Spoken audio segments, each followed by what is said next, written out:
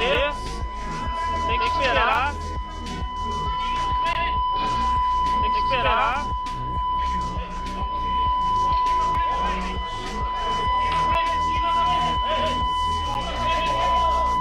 See, most of the water that's now in the oceans used to be in the crust of the earth. That's the water that came shooting to the surface when the fountains of the deep broke open. By the way, there is still lots of water in the crust of the earth. Otherwise, you could not have hot water vents shooting up into the bottom of the ocean. I think the earth today still has cracks where it broke open at the time of the flood. That's what caused the fault lines. And the water went shooting to the surface, and it's still here today. There's enough water in the oceans, if you smoothed out the earth, it would cover the earth 1.5 miles deep everywhere. There is so much coal in the world that if you took every tree and blade of grass and bush and squished it, you couldn't make all the coal. There are enormous volumes of coal in the earth. The coal we find in the ground today is a result of that flood, which buried the world before the flood, when they had lots more trees. 70% of the earth today is underwater. Did you know only 3% of this earth is habitable for mankind? What we're seeing today is not what Adam and Eve saw. The Bible says he formed it to be inhabited. That's why he did it. Probably the pre-flood world was, I would just be picking a number and say probably 80% land and only 20% water. The oceans weren't there. Way before the King James, the Geneva Bible was out. King James banned the Geneva Bible. And you say, wait a minute, if the Geneva Bible is such a good book, why was it banned? If you can figure out anything that might cause a king not to want to have this out, put on the whole armor of God, that you may abide to stand against the assaults of the devil. For we wrestle not only against flesh and blood, but against principalities, against powers. Sounds pretty familiar so far, right? And against worldly governors who are the princes of darkness of this world, against spiritual wickedness which are in the high places. In fact, if you read the instructions, you find out that they left out a lot of things. The true meaning of baptism, the true meaning of what the church is. And the reason why they did it is they wanted to be able to control the people. They wanted to say that the government is divinely empowered and that the church you got to listen to, and of course he controlled the church. 1910 talks about some of the real purposes of the King James Version, and it's not what you were taught in school. About 65,000 plus changes in the King James versions to some of the New Age versions. There's 20,000 changes from the Geneva to the King James. So you kind of get the idea that they're trying to change everything around so it means something totally different. The Rothschilds. Their goal was to control the world through controlling money. Care who the government is, let me control the money and I will control the country. The king, when America was started effectively corporations or trust. Who owned America to start with, or the part that was under English rule? The king. It was his own personal property. And he could license you to be able to get minerals and do this and do that as long as you paid your fair share. But the king literally owned the whole country, other than what France owned in Spain and those kind of things. The real reason for the Revolutionary War. Very interesting. Not what you were taught in school. Here's a few quotes from William Manley German in a speech to the House of Commons, December 1913. The Rothschilds' bank caused a bill to be introduced in the English Parliament, which provided that no colony of England could issue its own money. Thus, they had to use English money. The colonies were compelled to discard their money and mortgage themselves to the Rothschilds' Bank of England to get money. Then, for the first time in the history of the United States, money began to be based on debt. Benjamin Franklin stated that in 1 year from that date, the streets of the colonies were filled with the unemployed.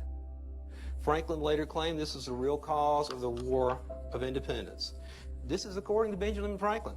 The colonies would gladly have borne the little tax on tea and other matters had it not been that England and the Rothschilds Bank took away from the colonies their money, which created unemployment, dissatisfaction, and debt. We heard this nasty rumor that we won the Revolutionary War.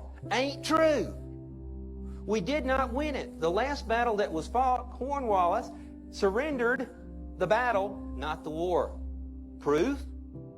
About 1 year ago, this document, it's called the Definitive Treaty of Peace, between Great Britain and the United States, signed at Paris, 3 September 1783. It had never been in this country before that. This is what really, really, really happened. It having pleased the divine providence to dispose the hearts of the most serene and most potent prince. This is somebody that lost a battle is a most potent prince? I don't think so. George III, by the grace of God, listen to this. Here's his titles. King of Great Britain. France. Who did we borrow the money from that helped us win the war? We thought France. Now we owe that money to the King of England? Interesting. Ireland, Arch-Treasurer and Prince-Elector of the Holy Roman Empire. Treasurer of the Catholic Church. Find out the parties of the treaty is this guy named John Adams, comma, Esquire. Does anybody know where you go get an Esquire title? England. I don't think we gave them out. Benjamin Franklin, Esquire. John Jay, Esquire. These were all people who were titled nobility in England, who were negotiating this treaty. And do you know what the treaty really said? The treaty really said it's agreed that everything that England and the people of England and the king and whoever else owned and any obligations that existed before this treaty are still law. The king still owns it. The king still owed all the money. Nothing changed except we could govern ourselves theoretically as long as we paid the rent. Where did that show up in the Constitution? This document actually required us to form a Constitution, so we did. And so where did it show up in the Constitution? Here's a couple places. Section 10. States shall pass no law impairing the obligation of contracts. Oh, so we still owe the money, so the land's still the king's. That's right in the Constitution. Snuff that one by you. Or grant any title of nobility, which means the king is still the one that puts all the esquires. You read in the Constitution, it says the Constitution is the supreme law of the land. No, it doesn't. It says the Constitution and treaties are the supreme law of the land. The thing that people don't know is what treaties. And the answer to that one is in a law case called Hamilton versus Eaton, 1796. And guess what it said was the most supreme law of the land? The definitive treaty. There's a second constitution. Oh, guess what? You were not a part of it. Little court rulings like, oh, the Second Amendment doesn't apply to you. That's right. You know why? You're not a party to the contract, nor were any people parties. And the Earth's energy, it's called the Schumann energy. And the Schumann energy of the Earth, Mother Earth energy, it resonates at what we call 7.83 hertz. It's a vibrating energy. Some of you who are very sensitive or very intuitive can put their bare feet on that morning grass that's a little bit wet, or on concrete, or on sand at the beach, or on brick, or tile in your house on the first floor if it's not insulated. You're not going to ground yourself with wood or asphalt. Asphalt's man-made, but concrete's good, brick is good. And some of you might feel that little vibratory energy of the Earth. And this is what happens, Tom. The Earth is struck by lightning thousands of times a minute, particularly around the equator. If you walk outside after a lightning storm, and that energy is so charged, or just walk outside any time and put your bare feet on the ground, you're going to absorb those electrons. This is why we take antioxidants, why some of us take CoQ10 out there, which is the best antioxidant you can possibly take, or melatonin, which is another, really potent antioxidant, is that it ties up marauding free radicals in the body. And these free radicals cause accelerated aging. But you can also get antioxidants through your feet. And basically, in our foot, what we have, K1 point of the foot, it's an acupuncture point. And when the foot is placed on the ground, what'll happen is, whether you're wearing leather or barefoot, is that through the K1 acupuncture point, there's an energy meridian that goes all the way up through the back, through your spine, through your brain, on the back of your tongue to the roof of your mouth. And it is part of what we call the kidney meridian in the body. And it's a major acupuncture channel which will deliver more electrons. Because remember, We think we're flesh and bones, but we're really electrical. We're electrical beings. One of the things that grounding does for you is that it balances the sympathetic and the parasympathetic nervous system. The experiments that I did with earthing, I mean, we shows that it supports heart rate variability, meaning that your nervous system is more relaxed. The other thing, the greatest discovery I've ever made in my lifetime as a physician, and we know that grounding for 2 hours thins the blood. And one of the reasons that we have so much illness in our society today is that our blood is like red ketchup. It should be like red wine. But what makes it like red ketchup? Well, trans fats do, sugars do, electromagnetics does. In other words, computers, cell phones, Wi-Fi.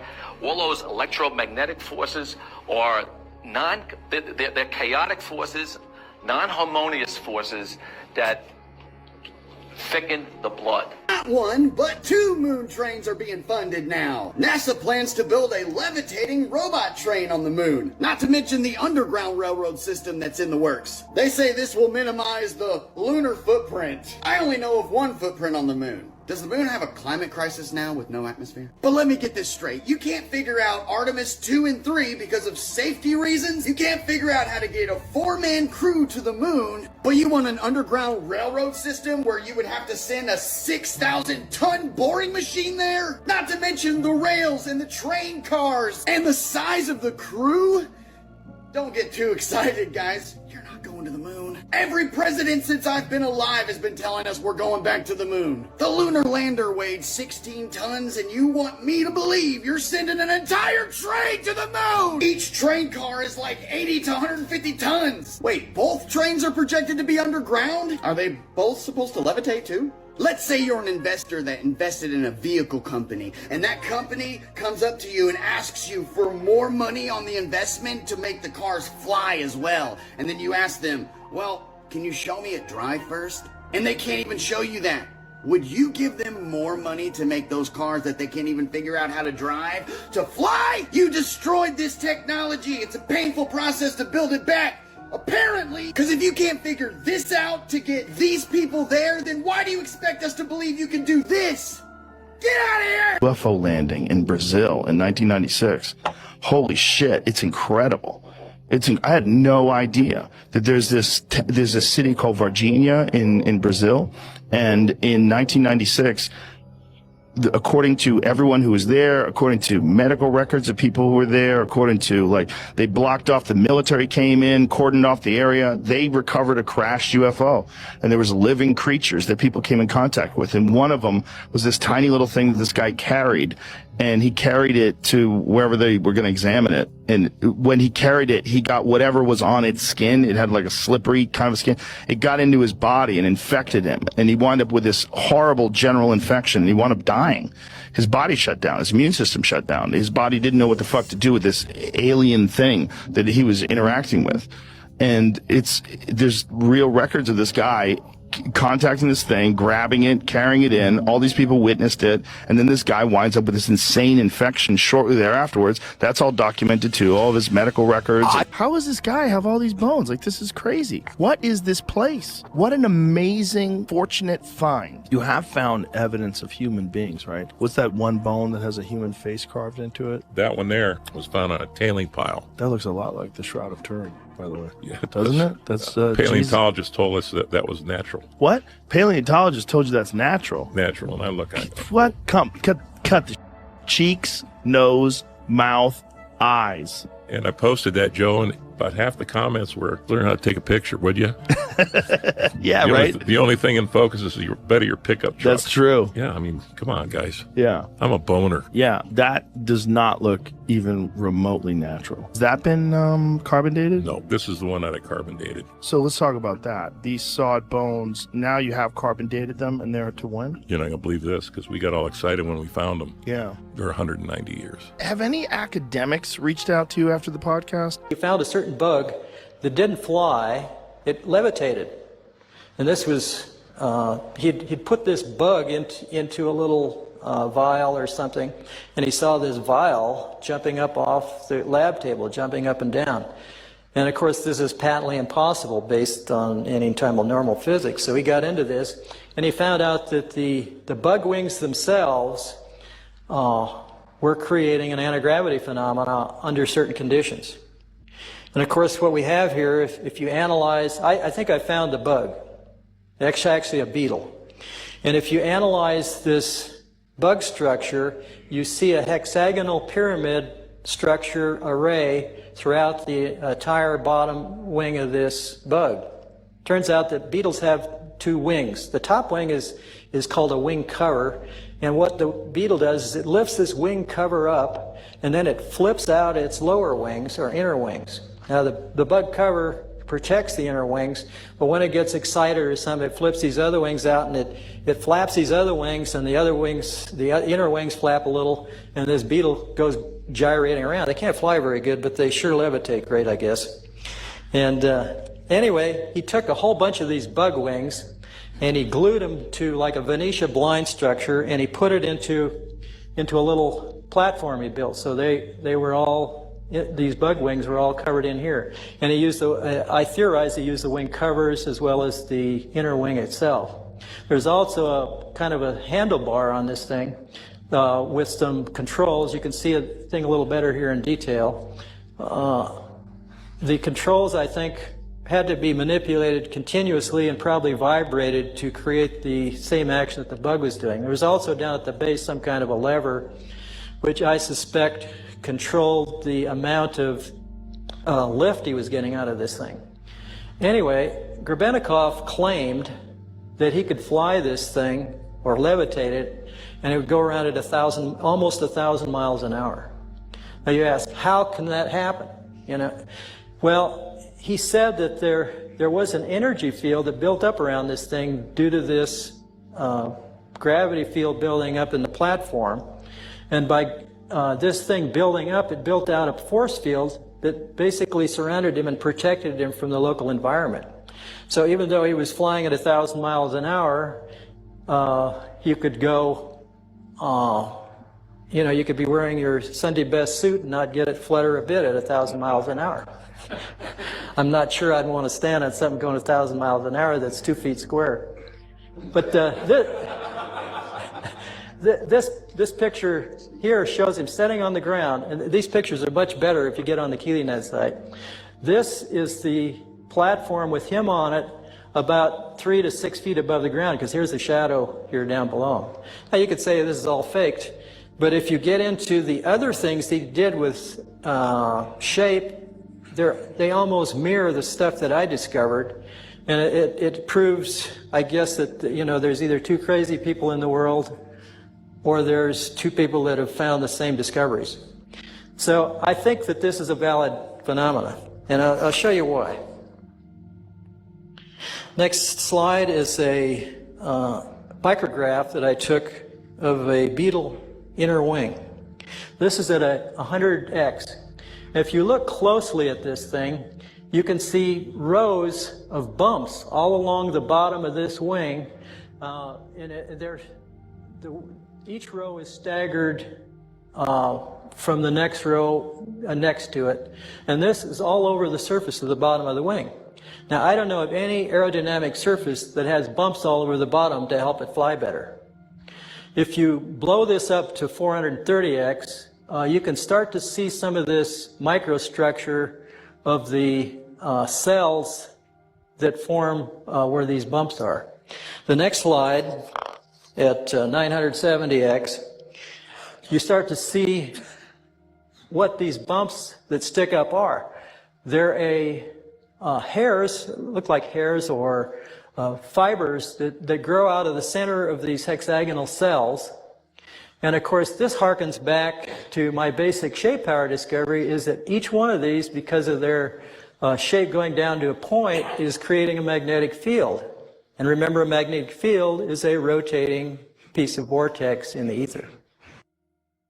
Could the geocentric model be God's sacred algorithmic birthing clock? Is it a coincidence that the seed of life pattern looks like a luminary path? What about this seed of life, the spark of light when the human egg gets fertilized? The Antikythera mechanism, the geocentric astronomical calculator, coincidentally reminds me of a cipher, a decoder, along with the astrology wheel. The Flat Earth Clock app is set up like a clock. God set those lights in the sky to serve as sacred times, signs, days, and years. And coincidentally, the clock in Prague shows where the sun or the moon would be in the constellations. And we all know that the sun and moon represents the masculine and the feminine. This is even biblical. So where the sun and moon were in the constellations during your time of birth would determine where your masculine and feminine traits come from. I don't have any feminine traits, dude. I'm a man. Dude, you cried during Old Yeller. Shut up. Let's all be honest. We've looked up our star chart to find crazy similarities with our personality traits and what the astrological signs say. So, if God is the amazing creator that he is, which he is, then wouldn't he depict our personalities based on where we were born in time rather than geographic location? So depending on where the sun and the moon are in these constellations would depend my personality traits. So as this astronomical clock keeps turning, we are born in places in time, and our personality traits just so happen to match up perfectly astrologically. Isn't that a coincidence? Our creator's magnificent clock, his decoder. I was born during an eclipse. The sun and moon were both in Pisces. Then I find out people that were born during eclipses, they have unique talents, abilities, or perspectives. They may have a special purpose or mission in life. All humility and humbleness. That feels like me. But that's not the only thing that feels like me. I looked into my entire star chart, and where these sun and moon and all these luminaries were positioned, it comes out exactly my personality. So what if God would have set up his algorithm geographically? Like all the people here would be Sagittarius, all the people here would be Pisces, all the people here would be Capricorn, so on and so forth. Don't you think there'd be wars? If the personality differences were so vast, continent to continent, they'd be trying to blow each other up. But if God set up the algorithm on when you would be born in time, in season, then people would be born all over geographically with different personality traits. I know there's a lot of stigma behind astrology and it's demonic and all this stuff, but look, let's be honest. Who set these things here for signs and times and sacred moments? This is God's clock, and we live on it, and we are all parts of him. God sits above the circle of this earth, and if you think about Enoch, it talks about all the multiple layers of heaven. So what if it is like clocks and gears and portals, and as they turn, your souls are being crafted by the Creator, and as these things turn, it opens up that section, that portal, where God sends your spirit down. You hit your mother's womb with that spark of light. Now you're here to live your purpose. Breaking news, this is all the latest in the UK in 60 seconds. There's a lot of laws changing in the driving world. First of all, the potential of having a 100-mile-an-hour speed limit now, and now they're also starting to gradually implement banning new drivers from taking any passengers. 9 social media influencers, including one from Love Island, have been prosecuted over a giant scam. Some of these brokers and things aren't actually regulated by the Financial Conduct Authority, so it's technically fully illegal, and these people will be hit with a huge fine or could even go to jail for up to 5 years. Rishi Sunak made an announcement the other day saying we are living in the most dangerous times ever and that we have never been at a higher risk to nuclear war than the Cuban Missile Crisis. Great. Cheers, mate. So yeah, apparently we're at a huge risk, and he's called off a general election saying none of that will happen because of the risk.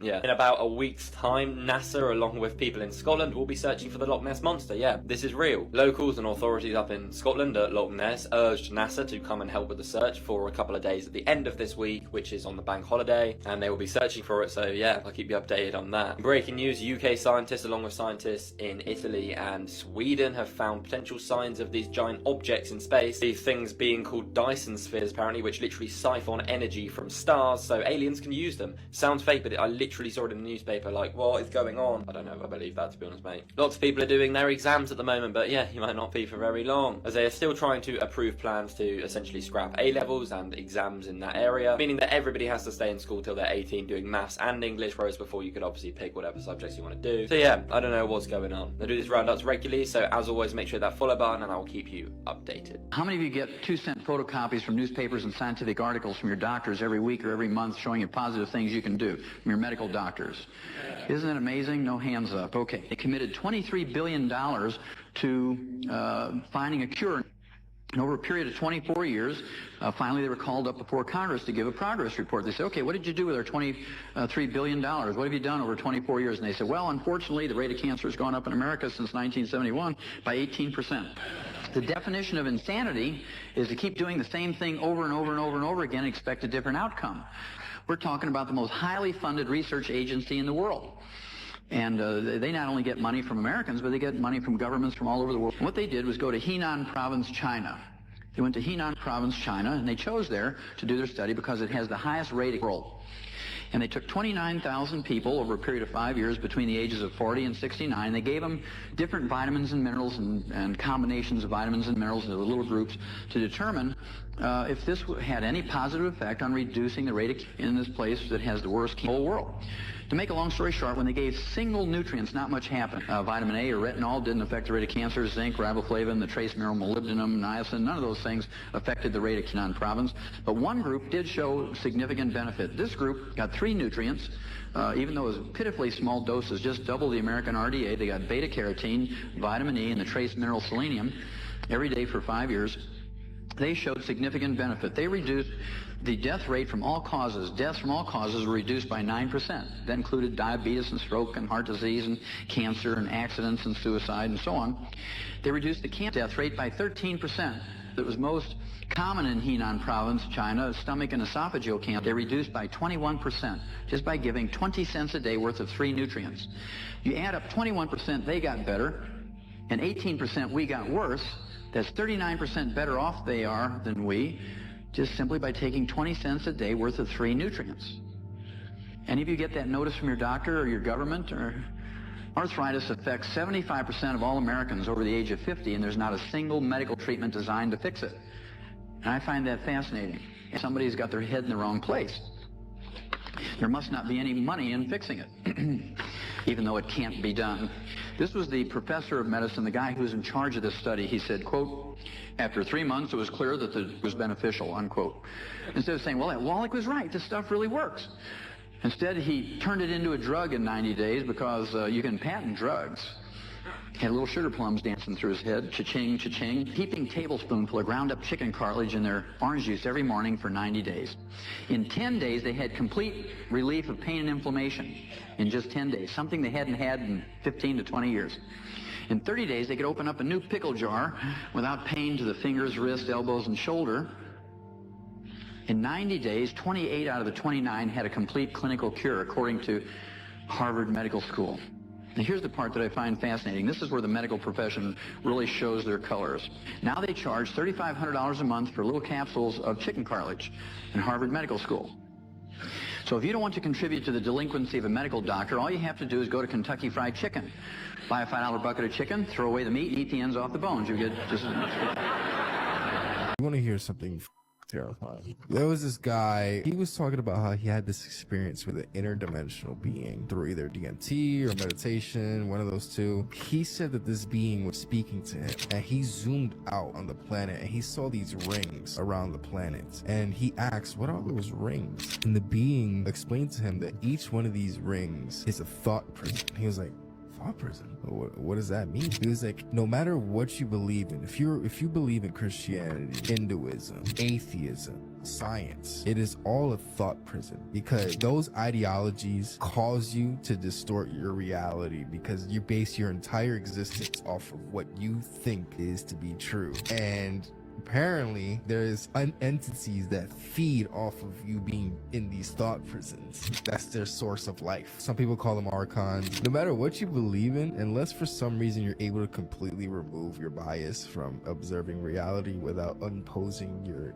ideals onto them, you're in our thought prison. There's this crazy story that happened, I think it was in Germany, where this guy, he was hired to fix a refrigerator on a train, right? It was like, no, it was a freezer. So he ended up getting locked in the freezer, right? And he's like, I'm trapped in here. Nobody else is coming to save me.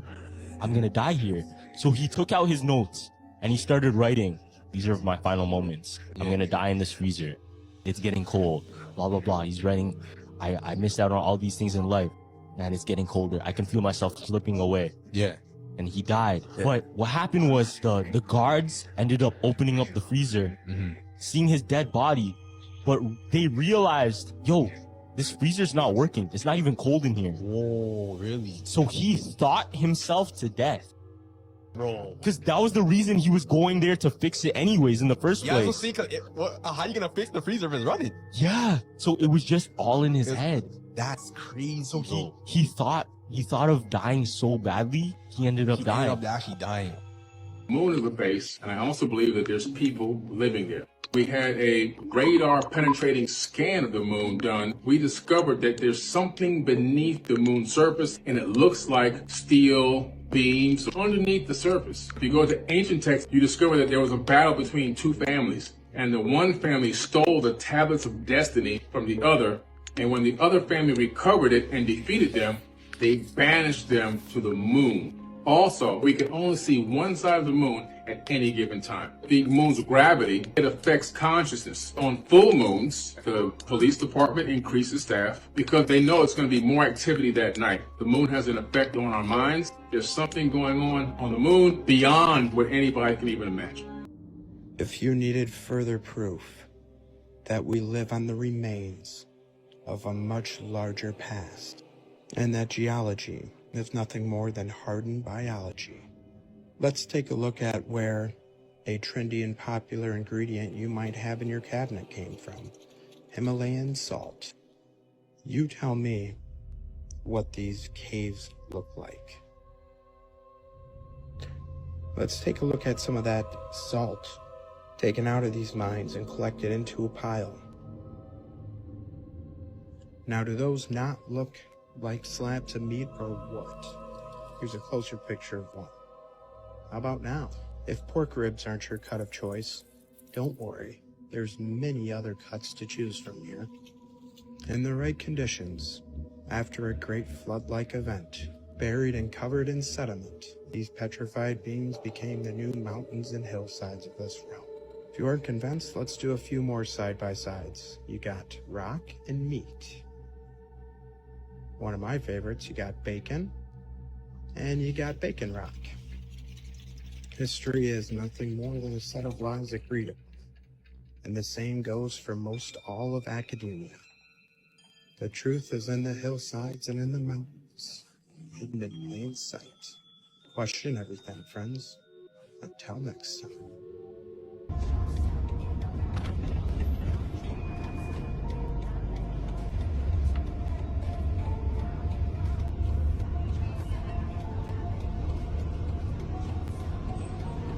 Go on B&C, mate. Yeah. It's like some mad FEMA camp, isn't it? Crazy place.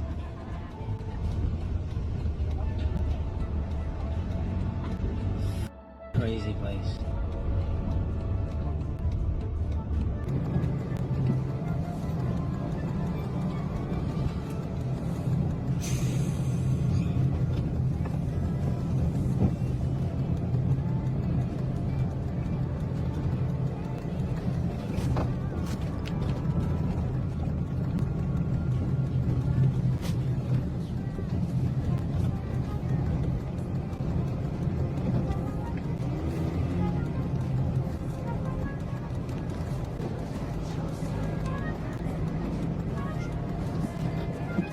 These are each rooms. Now see these wires, this is a window. Why do you think they got the wire in the window? It hooks up because they've got a massive roller shutter that keeps you in. This electronic door, which will make it lock, turn the air conditioner off or on. There's that much gadgets, these buildings, what was it, 900,000 or 900,000 each building. And it's little prisons, size of little remand buildings. But this is the thing. For all these buildings is connected a gas pipe that is connected to nothing. It's like they want this guy to stay here longer, which is concerning. Hey, you gotta take me somewhere else. Calm down or you're gonna get.